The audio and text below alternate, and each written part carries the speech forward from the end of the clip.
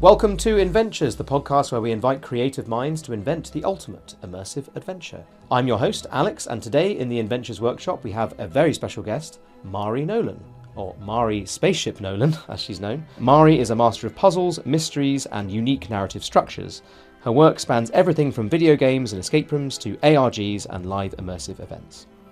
She has designed games for major franchises like Dungeons & Dragons and Magic the Gathering, led onboard games go viral on Kickstarter and line the shelves of Walmart, and is currently focusing on her skills on video games as Director of Play at Studio Heft and the manager of Drachneck and Friends.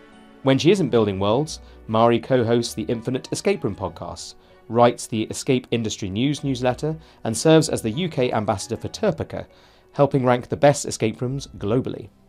Thank you so much for having me, Alex. Absolutely no problem. It's a very illustrious list of things that you do and have done Too many over things. the years. I can't really distill it down to one thing, so I'm just like, puzzle games? I do those. What is probably the favourite thing you've ever designed? The thing that I think I'm most proud of that I did was a board game I worked with for a company called Mysterious Package Company, and we did that on Kickstarter, and it was a board game called Dimensions. Now, if you haven't heard of Dimensions, basically it starts as a book, and you open up into this massive pop-up 3D haunted house space. And the idea is there's sort of a demon let loose inside this haunted house, and you are a team of investigators, and you've got to work your way through different rooms around the house, sort of solving puzzles and exorcising demons, and you sort of have to communicate with different people who went missing in the house in order to free their souls and vanquish the demon. And this game was maybe the most crunching I've ever done in my life. There was a period of time where I don't think I slept for 72 hours, and I was just like in this little office somewhere surrounded by like paper and little like cipher wheels and stuff. And that was the best 72 hours of my life, and the game did so well, and I'm so proud of it. And it's like nothing else. I haven't seen a game like it before and like it since. And yeah, we put it on Kickstarter and it raised, I think, 600,000 Canadian dollars or something. So like it well funded itself, and we were like really pleased with that. But yeah, that whole time of my life, loved it. I want to work on more stuff like that. So, because I think the thing about immersive experiences is I love working on them, but they're very temporally and spatially specific. But a board game, it can stay on the shelf forever, and you can take it home and play it any time. And I like that. I like the things that I've worked on having some permanence. So essentially, for you, you think the art that you create needs to be permanent in some respect? I would like it to be. I think that's what I strive for. And I think if nothing else, it also serves as like a snapshot in that specific time, right? And I guess even thinking about Dimensions, it was like we were locked up at the time. It was lockdown. So it's like it very much reflects the kind of experiences that were happening at that time. And it was like, we can't go and build, because I was working with escape room designers on that, we can't go and build our haunted house, but we can make something that you can play at home. And I think that is a nice reminder and a nice reflection of the world we lived in at the time. And so, yeah, as like an historical piece, yeah, potentially, I think having something permanent means a lot to me. What was the thing that kind of sparked your, I guess, like inspiration into doing any of this stuff in the first place? Yeah, when I was a kid, we went to theme parks all the time, and I was like such a roller coaster junkie. Like me being 6 years old, like standing on my tiptoes, trying to get onto every single roller coaster and making my family sick of them. I used to go to those all the time, and I have such brilliant memories. But I think there was one. So I used to live in New Zealand, and we happened to drive past this really strange. And I'm not going to speak badly of them. This is like my hazy memory, but there's kind of like weird little rundown thing called Puzzle World. And probably it's not weird and rundown. I was like 10. I don't remember it that well. And I was like, Puzzle World, let's go. We had time, so we pulled up, we stopped. And this thing blew my mind. Like now thinking back to it, I think it was just like the room where if you stand at the back and stand at the front, you're like different sizes. And there was this like maze in the middle, but the maze had like bits you could go up to the top and bits at the bottom. So you'd be following your little maze, and suddenly you'd be sort of on a whole other level looking down at other people in the lower mazes. And the whole thing was so incredibly puzzly. And I think that was the first time, so I mostly work in puzzle games for what it's worth. That was the first time I saw a puzzle game translated into like this physical immersive space. And we are talking like, I don't know, 2004, 2005. So this was kind of before escape rooms really came up, before this whole genre emerged. And that absolutely blew my mind. Puzzle World in New Zealand, in the middle of nowhere in New Zealand, is the place to be. Shout out to them. I don't know if they're still around, but whoever came up with that, love them. Like, what's probably your favourite attraction that you at the moment? Is Kruger's Secret. And I hesitate to call it an escape room, but what I will describe was unbelievable. And I'll try not to give any spoilers. But essentially, it is an overnight experience in this old hotel in the middle of the Spanish countryside. So you drive for like over an hour, you get there, then you have to hike up a hill. And as you're hiking up the hill, you're passing like abandoned buildings and stuff. You get to the hotel, you knock on the door, and then sort of the whole staff are in there, and they're in their incredibly creepy outfit with like contact lenses and stuff, and they're like, come in, and then the door locks behind you. And what follows is essentially, I guess, the whole night of an experience. So it's a little bit part theatre, it's part like food. You get this big sort of immersive dining experience. Then there's individual escape rooms. So, for example, every single room at the hotel is its own escape room. So you're sort of given a key, and they're like, go find your room. So I stayed in a room called La Madre. And we kept joking it was Mamacita room, but basically there was full of mannequins. It was very creepy church related, so there was kind of religious iconography, and actually this is minor spoiler, but at the very end of the night when everyone was going to sleep, I thought they would turn off all of the escape room stuff, and then I sat down on a chair that had a pressure plate, and it screamed loudly and woke up every single person in the building at like 4 a.m. And then so you do the escape rooms at the beginning, then you go to dinner, and there is a breakout room if you want to just chill for a bit. Dinner is a whole theatrical experience with like 5 or 6 courses, and there's like actors coming in and out, and sometimes they take you out of the experience to kind of give you little side quests and secrets. And then they kept saying, and after dinner, the horrors will begin. We were like, what are these horrors? What's going to happen? My God, the horrors did begin. There's so many actors in this experience. And it remains puzzly, so it's very much still in the vein of an escape room, even if the things you're doing are not escape room-y. But sort of the hotel suddenly opens up and you realise there's many floors above you, there's many floors below you, and you have sort of missions and quests to complete over the next 2 to 3 hours. And it blew my mind. Because this is the thing, we're now at this point with escape rooms, they're not really escape rooms anymore. Yeah. Like, I wish we'd changed the name to adventure game or live game or something like that, because the words escape and the word room are kind of like lost now. It's like there is no escape element really anymore. Even the word room is kind of wrong because like they're partially outdoors. Yeah. They can be sets of like entire jungles or ports. Yes. Or like, like caves, and like, these are not really rooms anymore. Escape spaces, adventure spaces. Yeah, adventure spaces. But I think the word adventure really does capture it though, because you do very much go on an adventure on these games. Yeah, absolutely. And I think, a lot of people don't really appreciate where escape rooms have gone in the last 10 years. If you played an escape room 10 years ago, even 5 years ago, especially in the UK, you won't have seen all this stuff. No. And it's like, and now we're at this point where we're really at the ragged edge of what's possible with small teams and the budgets that they have and the spaces that they have. But I think people will be genuinely surprised about how incredibly well done they are. And to a level of almost like, like an attraction that's been running for years. If you were to do an experience, what would be your perfect time at an experience? Like how much puzzling, how much immersion? So for me, I like very puzzly experiences. I guess where the player has agency, but also where the player is experiencing the fantasy of what they've signed up for. So if I am signing up to do a spaceship experience, I want to be running around solving puzzles to fix the air supply, to rewire things, to fix broken panels. I want to be like putting it all together under a sense of time pressure. And the puzzles should work. They should work diegetically within that universe. If I'm booking something that is zombie themed, for me personally, I like that to be puzzly. So I like to also have to do a bit of stealth, but also have a central challenge or something to solve, because otherwise you're just experiencing a cool thing, right? Why even make it an escape room? But as a designer, I think I approach it a little bit differently. So I'm all about finding the fun, and quite often, so I'm hired a lot of times to work on puzzle projects. So I am a puzzle designer, and people say, I've got this thing, we want to add puzzles. And quite a lot of the time, I go through their game design documentation, I experience what they've got so far, and I'm like, you don't want to make this a puzzle game. Like, you would just be adding artificial gates to what is already a fun experience. And if the goal is to extend this, like if it's an immersive experience and they're like, playtesters are getting through it in 1 hour, but this needs to be a 3-hour experience, so we want to add puzzles here, here, and here. Quite often, maybe it's not a puzzle, maybe it's something else that serves the fantasy better. So let's say it was a spaceship theme thing. Don't know why I keep going back to that. I'm reading a lot of sci-fi right now. But it's like, well, let's not add an artificial random puzzle in here, but let's extend this moment. Let's have this piece of dialogue. Let's have this thing that happens here. So that's like quite a different thing. So I think, to bring it back to the question, If I'm designing, it's more about following the fun and fulfilling the fantasy of what the player has signed up for. But if you're asking me personally, I like to solve puzzles. So I would always go for a puzzle experience. You want to make sure that they fit Yes. within the experience. Fit within their constructed universe. Who set the puzzles? Why am I solving them? And how does it contribute to the overall experience? I think there are a lot of questions that we should ask ourselves as puzzle designers. I'm going to bring it around to the core question, which is, if you were to design an experience without the fetters of budget, of time, of physics, what immersive experience would you create, and where would you create it? Incredible question. And how would you make it come to life? Incredible.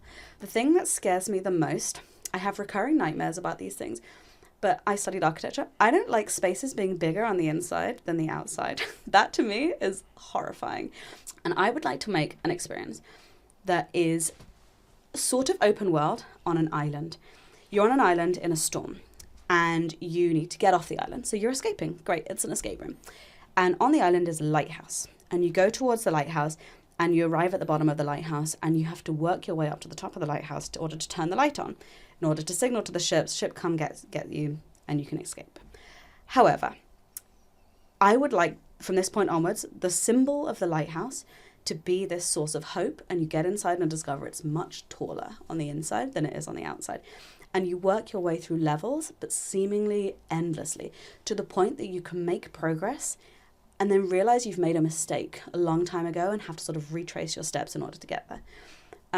But I want this to be a puzzle experience. You're very much like solving challenges in order to get to the end, to do the thing. And I was thinking, with this experience, with the whole thing of a lighthouse being a very lonely thing, it would be an experience for one person to play by themselves, and they would have a radio. And I think the story should be told through like broadcasts you're hearing from the outside world. But what's the core kind of feeling you want people to experience in this? I want people to be deeply uncomfortable and have a sense of peril, but real and genuine peril, and aloneness. I want people to feel alone. I'm describing something really terrible, aren't I? No, this is interesting. I mean, okay. So essentially, yeah. Look, there's a catharsis happens when you do pieces of art, when you play games, when you watch a film, read a book. Art should make you feel things. Right. And so it's okay to go to the uncomfortable levels. Yeah. But this could get very uncomfortable, right? In that, like, if you don't do all these things, the consequences of your actions are very dire for you, and that you may starve to death on this island. Stay there forever, and you'll never get off. And essentially, it's isolation, is all I'm kind of thinking here. Big sense of isolation, absolutely. At the end of the experience, they go back to their life. Yeah. And people have talked about this as the transformation economy, things of that nature. Do you want this to be a transformative experience? Absolutely. I want this to be mind-altering. But what I want people to take out of them, that's individual to the people. I feel like and this is going to get very deep, people are fundamentally very lonely. Even in crowded rooms with people they love, people feel alone. But we never have to confront that because we live with our mobile phones. We're constantly plugged in and constantly connected. And being able to take a moment and use art to hold up a mirror to that and force people to be alone with their thoughts, I think is quite interesting. So obviously they will be without phones, obviously. Sure. I mean, maybe they can, but their phone's dead. Right. Maybe that's more fun. Maybe that adds to the horror, because that immediately makes my heart drop. I'm like, oh God, imagine no battery. Or it sort of like works for the first 5 minutes and then dies. Off. I mean, for you to do this, you want people to be transformed to understand that they are alone. Yeah. That we are all an island. Basically, is that the idea? Really, I think so. Yeah, I think so. I just think that immersive experiences have an ability to create worlds and situations you could never experience in real life.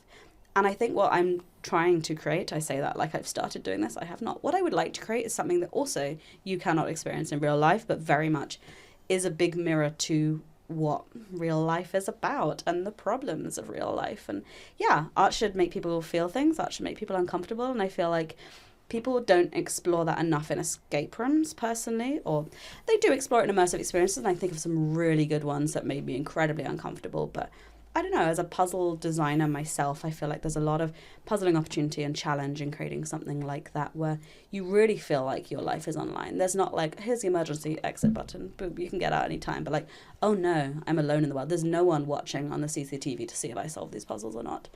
Getting off an island, if you need to do puzzles, understand that. Yeah. You'd be like, okay, mission understood. Yes.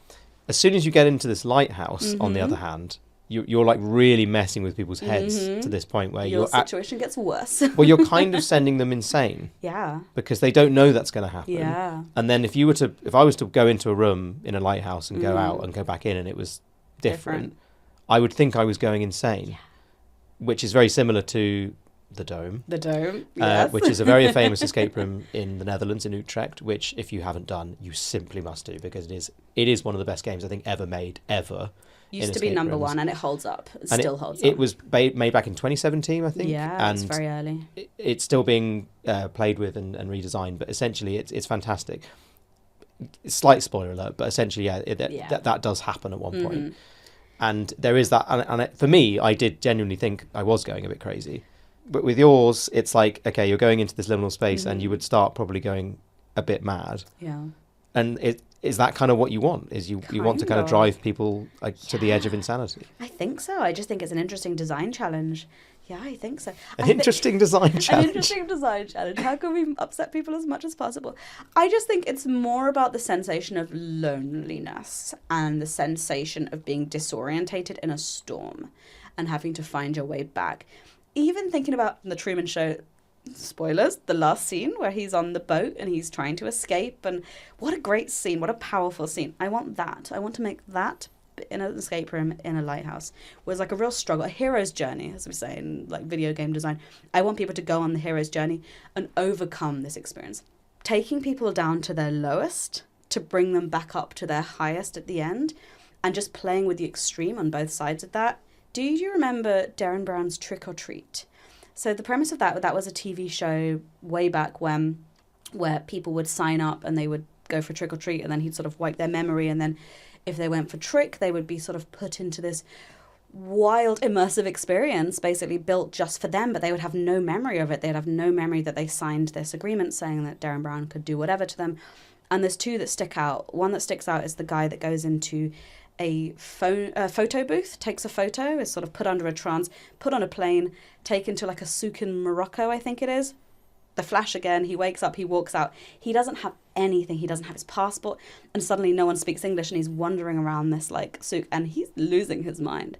And the other one that sticks out is they did a zombie episode as well, where I think there's on a bus and it's a bus crash and he sort of comes out of his trance and suddenly the world has ended and people are like, the zombies are coming, da-da-da, and everyone has to run and stuff. And again, a similar kind of thing. I don't know how he didn't suddenly try and find a weapon and start fighting zombies. It was just actors, but I want to do that. And I feel like, yes, that's a show and they were very well vetted, and also you can sort of say how much was for the TV, how much was it played up for the TV, I don't know, but that was a formative thing I watched as a young person, and I want to make that. I want to do that to someone else, but with puzzles. Well, it's kind of traumatic, I think, and it's kind of almost trauma as entertainment. And obviously, like, we're very used to trauma as entertainment. We watch a lot of true crime. We watch all sorts of TV shows, a lot of Black Mirror, but to be in the trauma is a bit different. But when else can you do that if not in a safe escape room environment? If you wanted to experience insert genre of trauma here. If I wanted to experience actual demons chasing me through a pitch black house, I'd rather it was in an escape room than in an actual haunted house. I think, obviously the people who sign up for this they would know it was an experience. Yeah. So there's always that in the back of your mind to sort of keep you safe. I think once you enter the lighthouse, you would start going crazy because you'd be like, how is this happening? But then again, if you stuck to that kind of feeling of like, I just have to keep going. It's a game. I have to believe in it. Power through. So what is your kind of ideal person who comes out the other side of this? What do you want them feeling? I want them feeling incredibly reflective. I want them to have gone on this experience on their own adventure in which they're the main character, to have this whole, literally the hero's arc of like going to their lowest, coming to their highest, and going to their highest, and feeling incredibly grateful that they've got to the end of the experience and knowing something more about themselves and knowing that they're capable of doing something they didn't think they were before, kind of touching upon the worst horrors. In fact, one of the worst horrors is losing your mind, touching upon that feeling of like losing your mind and being able to come back from it and learn more about yourself through that. And just have a really transformative experience, like the most intense film you ever watched. You come out and you're like, whoa, like I'm a different person than what I went in as. I think that would be the thing that I would take out from it. As I say, like, good art should really make you feel and really make you think. And I want people to be challenged by this experience, and I want people to really think and feel through all of the emotions associated with that in the safe space. I think people can come out of this stronger. Instead of therapy, play this. It sounds very ritualistic Yeah. to me. It sounds like, you know, go into that hut and, you know, breathe very deeply and take this peyote and, you know, you'll come out transformed. That sort of sounds, in a way, it's sort of like, it's almost like a tribal kind of ritual. Isn't that any escape from there?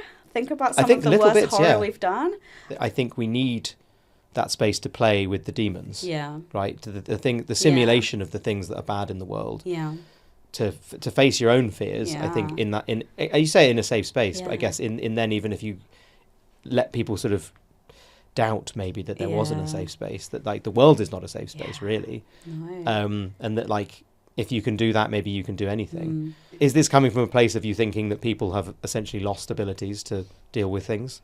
I mean, that's a very bold statement, but potentially, yeah. I think bringing it back around, one of the horrors of being disconnected from the world and you don't have your phone and you don't have a way to transmit out is something we are very disconnected about. I can barely read a map anymore because I have all the directions in the world on my phone.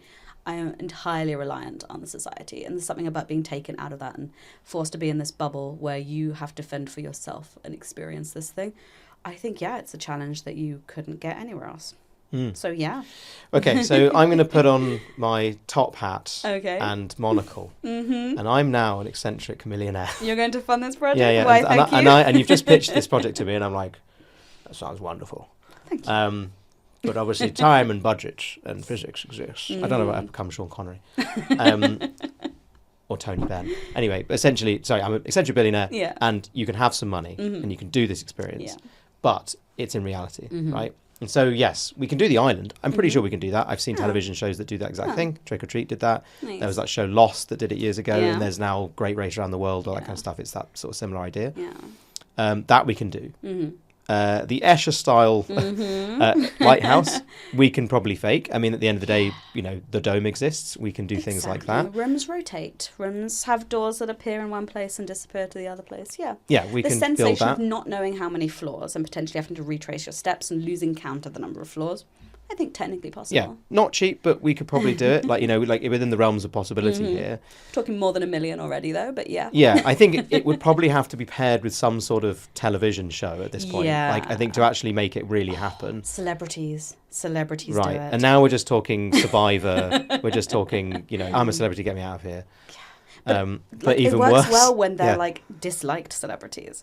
Putting disliked celebrities through this and having them come out better people and being like, yeah, okay, I've had to sit with myself for 3 hours. I suck. I'm a better person.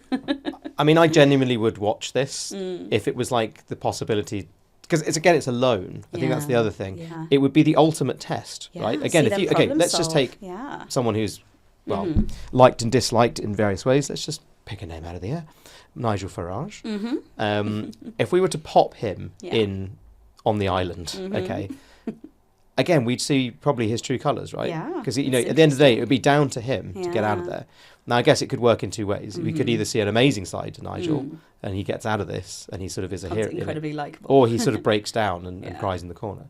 But I guess, like, it almost, to me, it feels like the test of your psyche.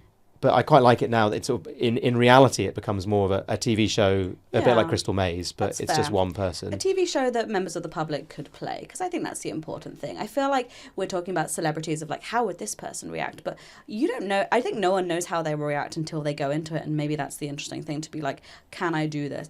Like, as a kid, I always fantasized about the zombie apocalypse. Be like, I know what to do. I've got this. I can survive it. You don't actually know what would happen until... I'm sure I would be patient zero, or I would fail on day 2. And that's fine. Right. But you don't know until you don't know until it happens. I mean, I'm sure you've seen the game. Love Michael Douglas, the game. Absolutely that's film. The vibe. You know how upset he is by the end? I want players to feel But he doesn't know what is the game and what isn't the game. That's so good. And that's really where you start playing with like actual madness and really what you really think. And I think the idea of essentially, presenting situations to people where they're like, hang on a minute. Yeah. Did I sign up for this? Yeah. Is this gone too far? I'm not sure. Yeah.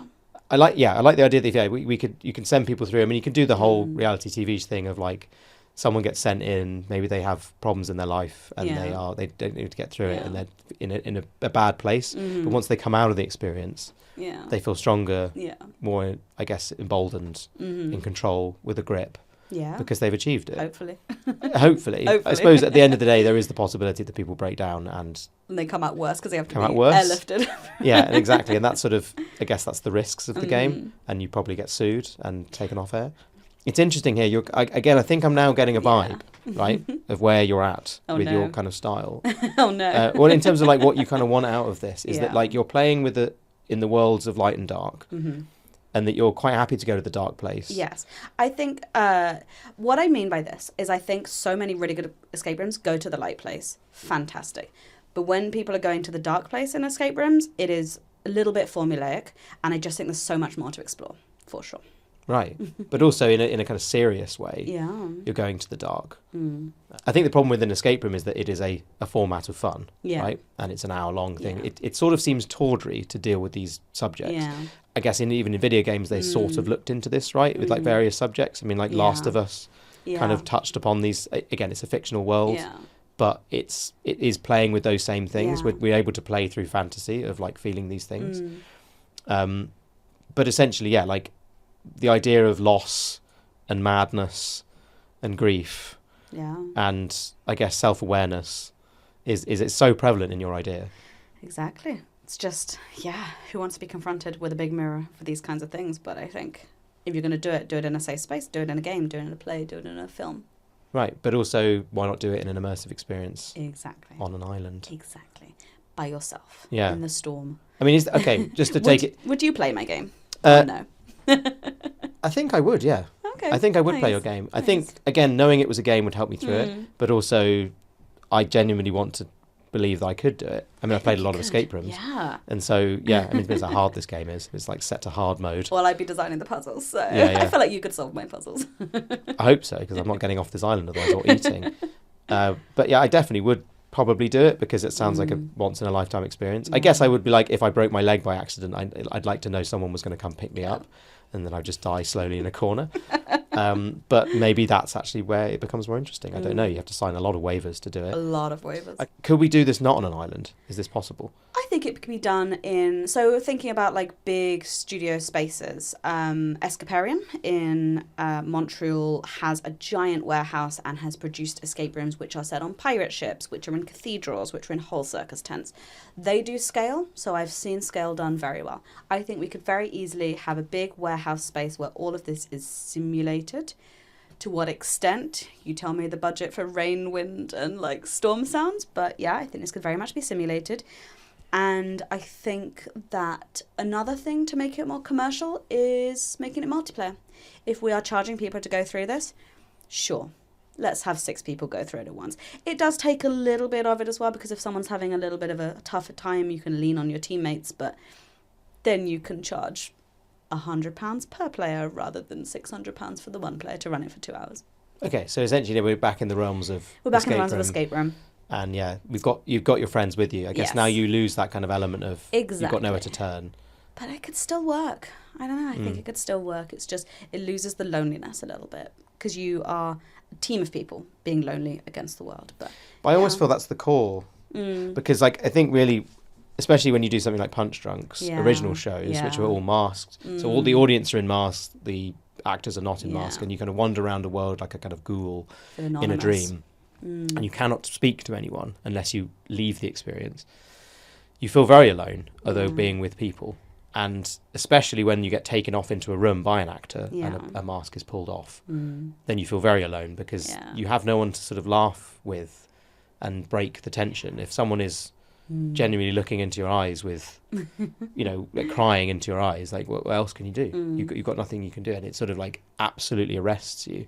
And your experience becomes very personal as well. Like whatever your friends you came with are doing, they're going to have a totally different experience, and you can never fully try and explain that emotion. Be like, I had this experience and it made me feel like this. You can't. It's once in a lifetime, right? Right. And I think I don't want to lose that in this experience. Again, Okay. as I'm sort of rich person. So we're just going to charge a lot per person to play it. Yumi Bum Bum Train exists. We just did one that closed a few months ago. And I did not get tickets. I'm very sad. If you're listening, please give me tickets. They are very, very difficult to get tickets for because basically it is a one-person experience. And you're going through different rooms with multiple actors in each experience. Yeah. And I think actually what you've touched upon here is almost similar. Yeah. In that, like, you are asked to do things which are very hard. So you are put on you're like, I remember the old one they did. You were put in a sort of physics lecture, and you're giving the lecture, and there's a whole group of people in there, and you have to like give a lecture now on some physics subject. In another one, you're on death row, and you die basically. Another one, you're at your own funeral, and you can look out of your coffin, and you see mourners crying, and they're saying your name and talking about your life. And they genuinely did all this, and they play it. All the actors play it as if you're doing it for real, and you have to do it. Obviously, they're supporting you and they're helping you along, but I think they want you to have a good experience. They want you to have a good experience, but also some of the things you're doing are controversial, and some of the things you are doing are difficult, and you either swim or you just clam up. But most people swim. They feel because of the room energy they have to do it. Again, they've got no friends to sort of hide behind or look at. That's the key here, I think, to this idea. Obviously, like, a one-person experience is impossible to make money out of. But Not commercial. But let's forget that. But I think that the idea of being alone inside a fantasy world is one that I have not explored yet on this podcast. And I think that's very interesting because you're really asking someone to go into their own mind. And that's where the horrors really lie. The worst place to be. That's a true horror experience right there. And I want to give people that feeling when they come through and play this hypothetical thing. Everyone is capable of doing the thing. Just have to find the right circumstances to get people through that, and knowing that you can do it. And I say that to a lot of people who don't play horror escape rooms, because I was someone who didn't play horror escape rooms for ages. Do one, overcome it, and you'll feel on top of the world. You're like, okay, I can do anything now. And that's great. And that's changed me as a person as well, outside of the escape room world. And I want to give people that in the Lighthouse. And it's not just horror rooms. I've heard this a lot about escape rooms in general. I ask a lot of people, or in my day-to-day life, have you played an escape room? And they go, oh, I'd never do that because I'm too scared of getting it wrong, or like, or looking like a fool. Yeah. And I keep saying to them, like, genuinely, I think you'll find things that you wouldn't know about yourself. Yeah. Like, again, I loved Crystal Maze as a kid and Fort Boyard. And then when escape rooms came around, I was like, oh my God, I get to do this for real. Yeah. This is awesome. I never thought I'd get to do it, but I also never thought I would particularly be good at these games. Yeah. I like watching people play them. I didn't know if I was good at playing them myself. Yeah. And I found sort of things within myself, and really within COGS, the show control system that we make, I didn't think I could program until I used it. And look at you now. And I can program now. But I found parts of my brain I'd never used before. And I think, and you never know. And I've heard stories of people who walk into a gym one day because the doctor said you need to do something, and they become like world class in like certain sports later in life. Yeah. And that is like, again, I think really you're using gameplay here as I guess as a therapeutic method. I think so. Watch this space. That's a journey. Coming to an island near you. Yeah. It'll cost thousands of pounds. And then you get on the ship at the end. Is there like champagne and caviar? Of course. And whatever bed. You want. Before you go in, you'll be like, "What's your favourite meal?" It'll be waiting for you. But then you go into your room, and then you go out of the room, and you go back in, and it's changed. And it's you're still like, the Lighthouse. Like, shit. You eat your food. You go into the room. You're like, wake up. You're back in the Lighthouse. Yeah. I mean, at that point, you're just being cruel. That would push me over the edge. But I just and then so you get off on the ship, you go home, and hopefully you're transformed. Yeah, I think forever. So. Forever. A better person. Exactly. So if you were to give one piece of advice to anyone who is creating a game or an immersive experience, what would that be? I do a lot of mentorship. I like going to a lot of universities, and I'm currently mentoring on a few different programs. And a lot of the common things I find people like, I really want to be a game designer. I'm like, great. What do you make? And they're like, oh, I'm halfway through this, and I want this, and I've got this idea. And I'm like, just make the thing anyway. So I'm a really hard mentor to have, because I'm like, okay, we're going to mentor for 4 weeks. By the end of 4 weeks, you're going to have done the thing. Like, there's no negotiation. Just finish the thing. And what I mean by that is just, even if it's bad, make it bad. Even if it's only going to be seen by you or one friend you play test it with, make it anyway, because the process of making things, no one comes into game design good. My first games were terrible. My latest games are maybe not great either. In 10 years' time, I'm going to look back and be like, wow, this was bad. But you have to go through that process of creation in order to make anything, and also develop your own taste. Be like, I have this great idea. I'm not going to sit on it for 10 years. I'm going to make it in a weekend, and it's going to be, maybe it will end up being the idea that I develop later, or maybe I go through that cathartic process of making things, be like, yeah, you know, it wasn't good, but I've learned something and I'm going to take it to the next thing. And so if anyone wants to be creative, just make the thing anyway. And I even drill down further, and I would say that, like, I would constantly have ideas and I'd be like, oh, but I don't have an opportunity to do that. Just make it for your friends. So one of the first games I ever made was for Mother's Day. I wanted to do an outdoor puzzle trail for my mum, and I just sat down over a weekend. I just made it anyway, and it was rubbish. But I ended up finessing it a year later, and it became a published game. Maybe one day it'll be the good thing, maybe it won't. But I think the important thing is to just make the thing anyway. And I appreciate that does come from a position of privilege of, like, I'm able to freelance and I can take 4 hours out of my day and make the thing anyway. But you have an idea for $1 billion project, great. Make a version around your kitchen table that you can play in your living room. Yeah, there's a respect, I think, that people have for just you doing a thing. Yeah. Even if you don't do it very well. Yeah. There's an unspoken respect of people going like, I can't believe you even did that. Yeah. You know, like, even if it's just a pile of rubbish. Yes. Like, you know, just like, you're just going like, well, yeah, well, at least you did it. Yeah. You know, like, you know, there is, people do know that underneath. They don't just go, it was rubbish, so you're rubbish, so go away. That's not what people are thinking. Not at all. People are actually jealous of people who get things done. Because everyone's got ideas. Everyone wants to make the thing, but not everyone just makes the thing. Not everyone sits down and actually does it. Yeah, exactly. And that's the thing. Okay, so if you were to leave our listeners and watchers with one spark of inspiration, what would that be? Ooh, that's a good question. Inspiration. I think I will mention a very brief story of how I got into this industry as my little spark of inspiration, because I think a lot of your viewers probably are already in the industry, but if anyone's watching and they're like, I want to do that, I want to design games, I want to do that. So I'll expand a little bit on what I just said and say that I did not study anything to do with game design, and I never considered myself a game designer in any way, shape or form, and now I am a game designer, in air quotes. I did exactly what I just described. I was at university designing variations on Mafia games, Assassin campus games. I did the game for my mum for Mother's Day, and the spark of inspiration I want to draw out from that is that I never considered being a game designer, and then one day the opportunity fell into my lap. Someone was like, oh, you like making games? Have you got anything to show me? And the fact that I'd just done the thing meant that actually, yeah, you know what, this is rough, but let me talk you through a couple of the things I'd done. And that got me my first paid gig in the industry, and that gig then got me other gigs and got me more contacts, and then it kind of snowballed, and now I'm somewhat successful game designer. And so if I want to inspire people, I would just extend what I'd already said and say, just make the thing, because then you never know when you might be in that position where someone is looking for something. It's a lot of luck, but also you can make situations for yourself by sort of putting yourself out there in the right places at the right time. So I don't know how inspirational that is, but I just want to say that, like, I got lucky, but I put myself out there at the right time and just made the thing anyway, and I'm incredibly thankful for that. But if anyone's like, oh no, but I didn't study the right thing, or I didn't do the right thing, don't worry. Just do the thing anyway. You're a game designer if you say you're a game designer. Right, and then at the end of the day, we're all going to have luck and bad luck, Yeah. right? But when the luck comes to you, Yeah.